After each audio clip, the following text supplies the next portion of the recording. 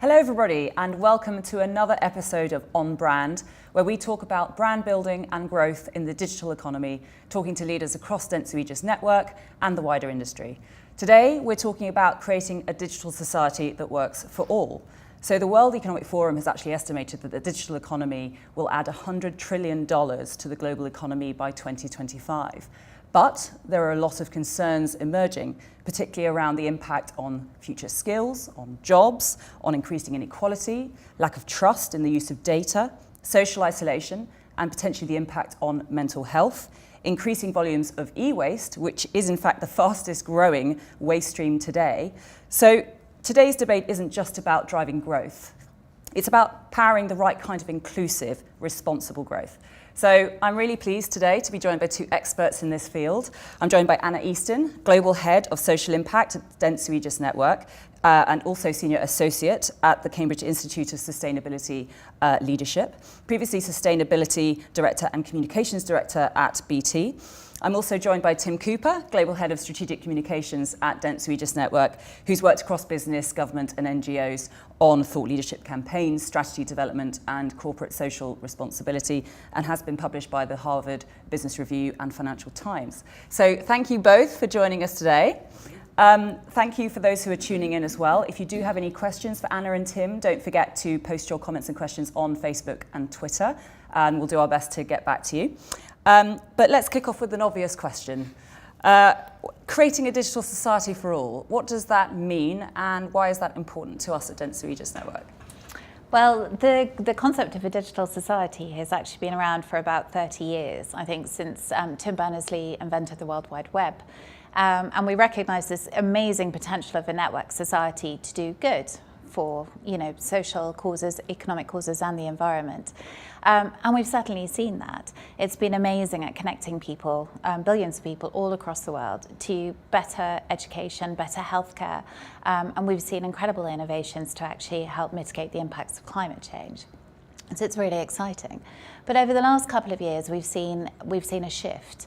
And some of the issues around trust and transparency, some of the concerns about political manipulation have actually made people start to pause and rethink and consider whether or not this is, in fact, a good thing.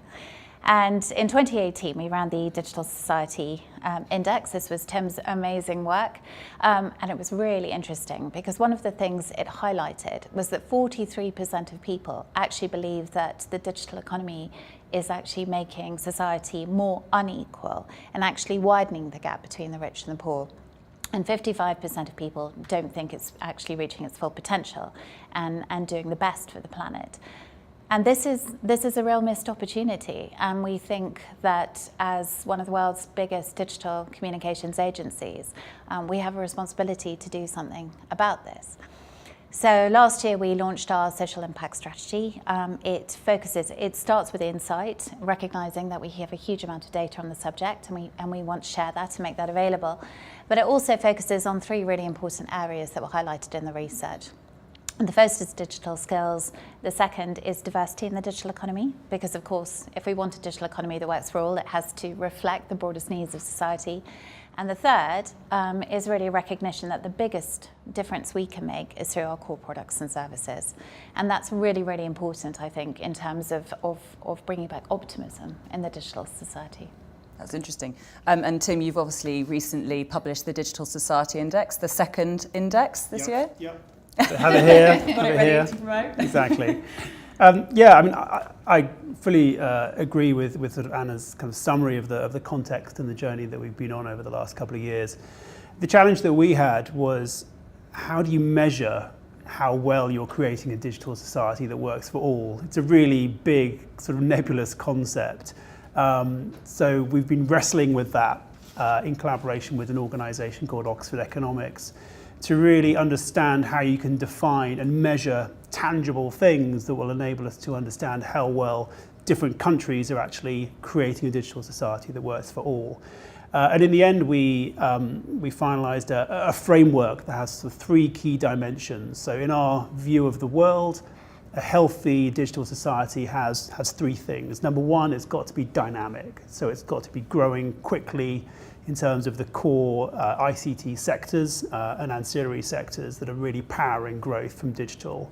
Second, it's got to be inclusive. So it's got to be extending access and opportunity to all in society rather than a privileged few in terms of skills and education and access to infrastructure. And last, it's got to be trusted. So trust has been a massive theme that we've been talking a lot about over the last 12 to 18 months, and nowhere more so than in respect of how digital technologies are being used in terms of data use, privacy and security, and also people's attitudes towards job creation and their trust that digital will actually create jobs for them in the future. So by looking at those three things, by combining traditional economic indicators as well as a survey of 43,000 people across 24 markets, we're able to monitor and assess to a fairly sophisticated degree how well different countries are performing. And obviously a huge piece of work. How well are we actually building a digital society for all? And I say we, I mean obviously businesses and economies. Yeah, I think there's probably two answers to that question. First is sort of the macro perspective and then sort of the micro perspective. So at the macro level, we see different countries taking different trajectories, if you like, in terms of how well they're creating a digital society that works for all. Overall in 2019, we see Singapore, United States and China kind of topping the list of the index. But once you actually peel underneath that top line performance, there's very different patterns of performance. So for example, in the United States, performs very strongly in terms of the dynamism of its digital industries, but far less so in terms of trust, particularly around data privacy and security. If you look at China, on the other hand, actually it's sort of slightly underpowered on a relative basis in terms of the dynamism of its digital economies, but levels of trust are very, very high. People are incredibly optimistic about the potential for digital to improve their life chances. And that sort of brings me on to the micro perspective. So this year we were very keen to have a more nuanced understanding of how people really feel like the digital economy and digital technologies are meeting their fundamental human needs, because too much of the debate for too long has been focused on sort of big macroeconomic indicators. We wanted a very human story to tell as well. So we developed this framework called Maslow for a digital age, essentially saying, if you take Abraham Maslow's seminal hierarchy of needs from 1943 and update it for a digital age, what does it look like? And we looked at 4 key dimensions around basic needs, so access to data use and infrastructure, self-fulfillment, which is all around skills and education, psychological, so the extent to which you feel digital technologies are helping improve your overall sense of health and well-being, and last, societal. So a broader measure incorporating how optimistic you are that digital technology will be a force for good.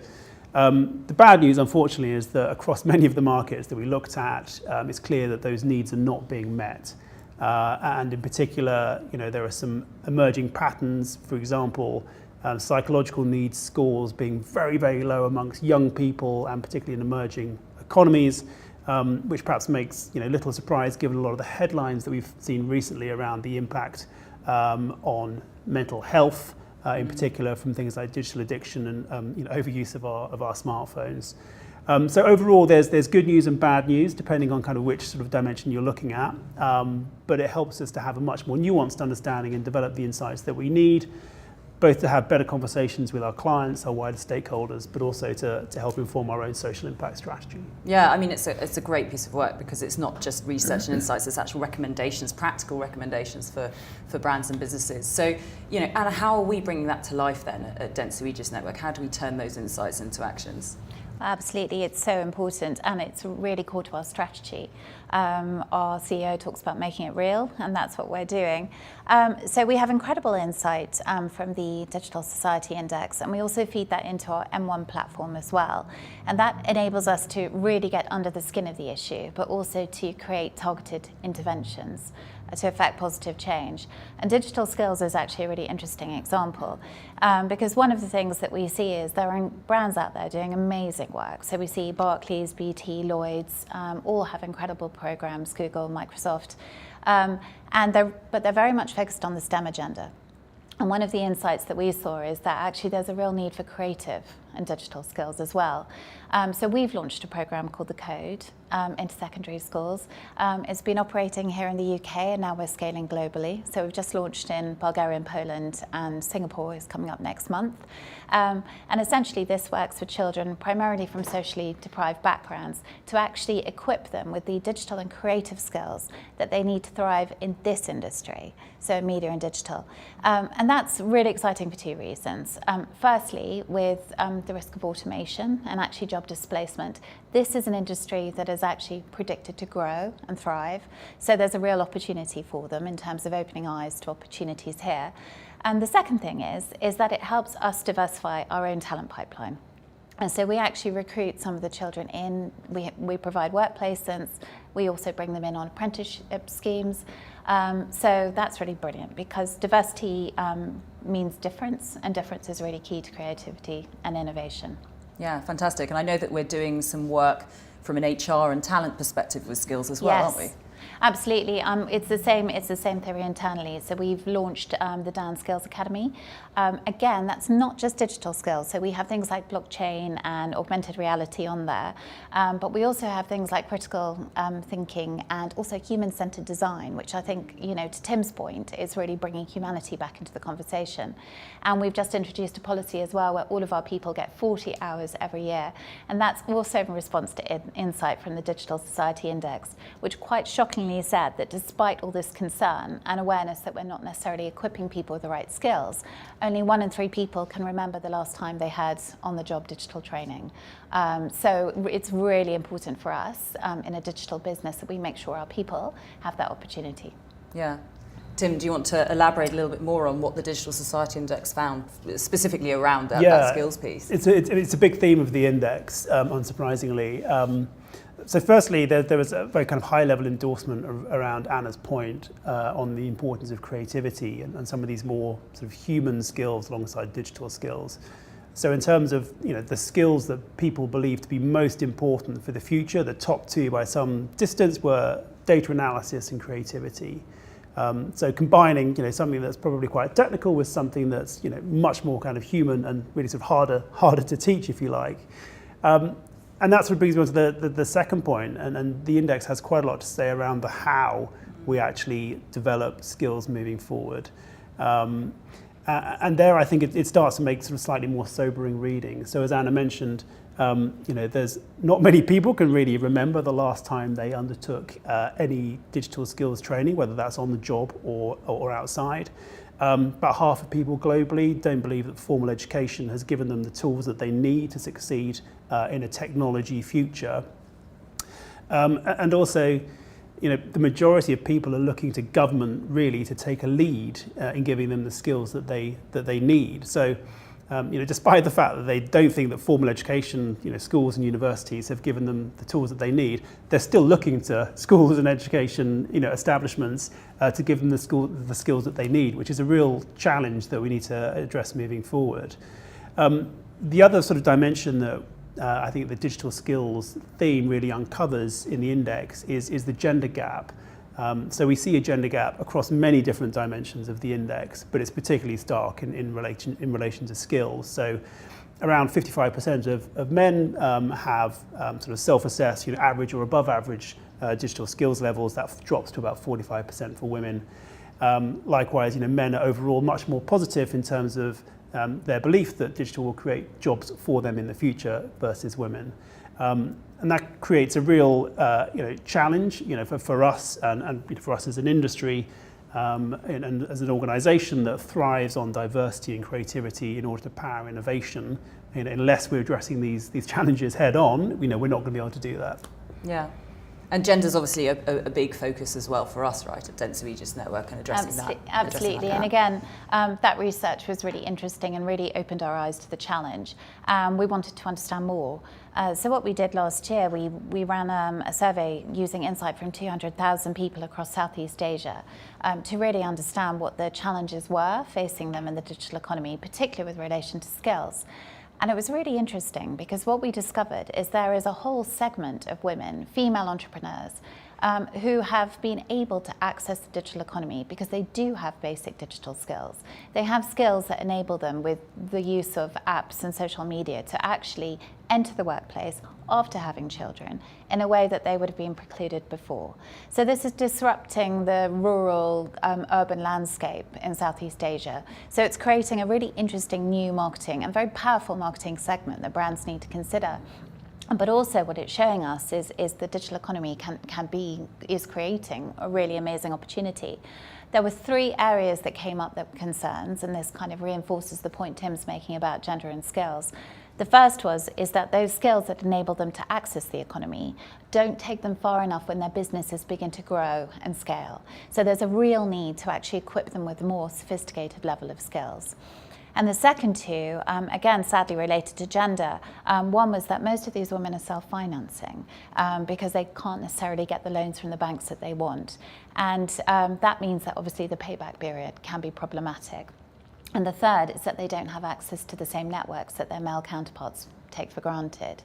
So we've launched something called the Female Foundry, which is a program designed to help and support them through that journey, equipping them to actually go and access VC funding, as well as giving them access to networks and skills.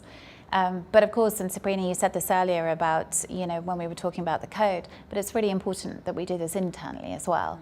And we have 30% of our senior leadership are female at the moment. We have an aspiration to be at 40% by next year. And one of those things means really equipping our senior leaders with leadership and digital skills as well, and giving them opportunities to the same opportunities that their male counterparts have. Amazing. Just going back on that's point around sort of female leadership. So we actually looked at people working in the tech industries as a distinct segment within the index. And the tech industries, generally get a fairly bad rep as far as diversity and representation of female leaders is concerned, and female workforce overall. Interestingly, we found some reasons maybe to be optimistic. So across a number of different dimensions, particularly in terms of skills, opportunities, optimism about the future in terms of job creation and job progression. We found women to be much more optimistic than men working in the tech sector, which was slightly kind of counterintuitive and goes against a lot of what we hear, but maybe just speaks to the fact that there have been a lot of programs developed over the last few years really to address this, and we're starting to see the fruit of that labour through the results in the index. That's amazing. I mean, obviously at Dentsu Aegis Network, we're doing an awful lot internally around our programs, and Anna, you kind of spoke to a number of those. How are we working with other people, particularly our clients and partners, when it comes to driving real change in the wider society? Yeah, that's the third pillar of our strategy. I'm really excited about this. I think it is the future of our business. I think the biggest potential that we have is through our core products and services. If you think the programs that we've talked about will always be limited in scale because we operate them from Dentsu. But when we actually work with our clients, we have 60,000 incredibly talented marketeers globally working with some of the biggest clients and really important causes and brands across the world, so we can really help achieve scale. And last year, our social impact campaigns reached 174 million people. And they included some incredible work. We worked with Pfizer in Saudi Arabia to run a campaign to increase awareness of breast cancer, which is a real taboo in that area. But we also ran campaigns, for example, with National Geographic, Bravo Tango, which is to support veterans with mental health support. And our plastic whale campaign with Greenpeace actually reached 1.5 billion people. And what's really exciting about that one is it actually triggered policy change, which of course is really important. This isn't just about reaching people with a message, but it's about affecting change. One of the programs that we have a partnership with Malaria No More, and this is really interesting because we have created something called the Creative Coalition, where we bring together not just DAN agencies, but other agencies too, along with big brands like GSK, Novartis, Fevertree, organisations that are really interested in combating malaria, and we're all working together. And last year, the reach of that campaign helped raise $4.1 billion of additional investment into malaria at a time when it had almost fallen off the agenda. So it shows the power of the industry to raise awareness, but also to affect policy change, increase funding. And in this case, our ambition is to halve malaria by 2023, so a really big, ambitious commitment there. Yeah, I mean, it's a huge shift. But do you feel, and maybe this is a bit more of a controversial point, but do you feel like some businesses will be going, that's great from a moral and ethical standpoint, but does it make sense for my business? Are you seeing that, or? Well, I think we're seeing a significant change. So one of the elements that we incorporated in the index this year was really doubling down on the relationship between these kind of broader measures of how sort of optimistic people are around different dimensions of the digital economy and how they behave as consumers. And that revealed some really interesting insights. So particularly around the fact that, the better your digital skills, the more likely you are to engage with online products and services, the more likely you are to buy stuff online. Likewise, the more optimistic you are about the broader societal impact of digital technology in terms of creating jobs, in terms of solving society's big challenges like climate change. Again, you have a much higher propensity to engage online, whether that's shopping online, using an app to get a taxi, or online banking, for example. So actually, for me, this is really great because this means that we're moving from a kind of a sort of a moral or ethical case to a really strong business case. Consumers are sort of showing the way here, and if that doesn't sort of spur businesses to action, then frankly nothing will. Yeah, it's a very consumer-led movement in some ways. Absolutely. We have seen a complete and fundamental shift in the marketing power structures. Yeah. So I think, as Tim was saying, no longer do we have passive consumers who are marketed at. They're very active on social media. The power of the personal referral is enormous. This has made brands think differently. And I think what's really made CMOs sit up and listen is the recognition that 65% of consumers will switch or boycott a brand if they don't agree with their stance on societal issues. But there's a bigger opportunity there. 88% of consumers, our research tells us, actually want brands to help them to live a more sustainable lifestyle. And this is a huge opportunity. And I think we already see leaders in sustainability like the IKEAs, the P&Gs, already stepping up and acting and responding to this and seeing it flow through into their innovation and product lifecycle. But we've also seen some really interesting moves from brands like Burger King, for example, who recently launched the Impossible Whopper. I haven't had one, I am vegetarian, but I hear it's amazing, and I heard that from a meat eater. But I think that's a really, really smart move because, consumers are calling for it, and the market is valued at $34 trillion. So to your point, this isn't just about responding and building sort of brand equity. This is actually, these are really good commercial decisions too. Yeah, I think it was quite obvious at last year's Cannes, actually, how that shift is so palpable in some of the creative outputs of brands now. And obviously Cannes is less than a month away now for this year. What do you expect to see this year? Do you expect to see that sort of grow? Do you expect to see even more purpose-led campaigns? Yes, we actually analysed the award winners at Cannes just out of curiosity. I think internally we were sort of wanted to see, and about 70% of winners are purpose-led campaigns. And I think this is really because, yes, they're delivering results, but they're also engaging hearts and mind. And some of the campaigns, one of the ones that we won at Cannes was for Project Revoice. And what we see is that these campaigns also go viral, so you get real return on earned media as well. So really, really powerful campaigns, and I think we will see more of that. That trend will continue to grow. And I also think we'll see brands actually turning up and being much more vocal about the Sustainable Development Goals. So I was very interested talking to SAP yesterday, who have a global goals hut at Cannes. So I think we'll see brands being much more proactive about purpose, about sustainability, about climate, about inclusion. Yeah, generally. And just to pick up on that, so we launched a CMO survey last year at Cannes, and we're going to be doing another one this year. And the results from that, which is 1,000 CMOs across 10 markets, really do show the importance of sort of purpose on their sort of strategic agenda as a way of differentiating themselves and as a way of achieving cut through in an incredibly competitive and crowded marketplace. It's seen as a very, very effective route to engaging consumers on a much more kind of emotive level than they've been able to in the past. Interestingly, I think the terms of the debate are shifting slightly. So I think certainly some of the early results from the survey show that CMOs are now kind of more aware than ever that, it can't just be a marketing decision. This has to be, an authentic, fundamental decision that cuts across every single aspect of how you operate as a business. And that requires them, in order to add to the burden of responsibilities they already have, to be, pretty au fait with, sustainability and how you integrate that into all aspects of your strategy and operations, which is an interesting, but actually very kind of positive shift that, the brands are really taking this seriously and are in it for the long haul. And do you see that reflected in how campaigns are measured now as well? Are you seeing that shift from sort of reach to real impact? How do you actually measure that in a purpose-led campaign? We're not seeing that yet. It's really interesting. I think marketing campaigns and some really, really powerful marketing campaigns that are absolutely driving delivery towards the SDGs, we're still only measuring traditional metrics. And there's a real opportunity to actually quantify and understand that impact on the ground and feed that data and insights back into the marketing and product life cycle. And again, that's a real business opportunity. And one of the things that we've done with our own measurement is we have an ambition to reach 1 billion people by 2020 with campaigns related to the Sustainable Development Goals.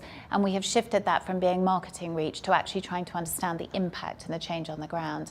And I think there's a real opportunity there as well. Yeah. I think the measurement point as well is very relevant to CMOs, and similarly, I think we're not quite there yet. It's sort of how I'd sort of summarise some of the early results. So we looked at the different metrics and incentives that CMOs are accountable for, and interestingly, whilst the majority of CMOs will say that yes, purpose is an important way of us engaging consumers, not just kind of in the short term but over the longer term. If you look at the metrics that they are judged on and held accountable for, the vast majority are short-term metrics, whether that's engagement, growing the customer base, return on investment. Long-term brand health is some way down the list in terms of what they're accountable for. So there's an interesting tension, if you like, between this kind of shift towards a longer-term strategy versus the short-term sort of accountability structures that we have in place for the majority of CMOs that we've surveyed. Yes, it's a fascinating shift. So your Digital Society Index this year is the second index. Your inaugural index was last year. In 12 months' time, have you seen any significant shifts, any interesting takeaways from this year's report compared to last year's? Yeah, so we grew the index quite a lot over the 12 months. So we started looking at 10 markets. We've increased that to 25. And I think that's given us a much more sort of nuanced understanding, particularly around some of the sort of key regions of interest in APAC, in the Nordics, for example. But overall, I think a couple of the big shifts that we see. Number one, people are getting more optimistic as far as the job creation potential of digital technologies is concerned. So last year, they were overall pretty pessimistic, but actually the numbers are starting to move in the right direction, which perhaps sort of speaks to greater understanding of the reality, behind the kind of the scare stories and the headlines that a lot of people will have seen around, automation and robotics, many of which just aren't really borne out by reality. And then the second shift that we've seen is around data use. So 12 months ago, data use and attitudes towards privacy and security felt a little bit like a sort of a first world luxury. So you'd have people in developed economies saying that they were felt very strongly about privacy and security of their data. People in emerging economies far less so. In 12 months, we've seen that completely change. So almost across every single market, you have a significant majority of people who are, number one, sort of voicing their concerns, but number two, saying that they will stop doing business with any organisation that doesn't look after their data privacy and security. And that's a real sea change. So something that started as seeing quite sort of regional or quite specific to certain types of markets is now a truly global phenomenon. Wow. And are you seeing that sort of sea change, Anna, in terms of how you work with a lot of our partners and clients? I think data is very much a concern. Brands recognise this, and obviously organisations, like at Dentsu, we have to take it very seriously. I think what we're seeing is an increasing recognition that there is a missed opportunity there, because with the more data we have, the more insight we have, and the more that we understand, the individual needs of a citizen, the more targeted we can be with our marketing, with our campaigns, and the more that we can actually meet people's needs. So I think, increasingly people are trying to understand how they can anonymize that data, but then actually use it to create much more effective and powerful social and environmental campaigns. And I think, we will see brands coming together to share data more.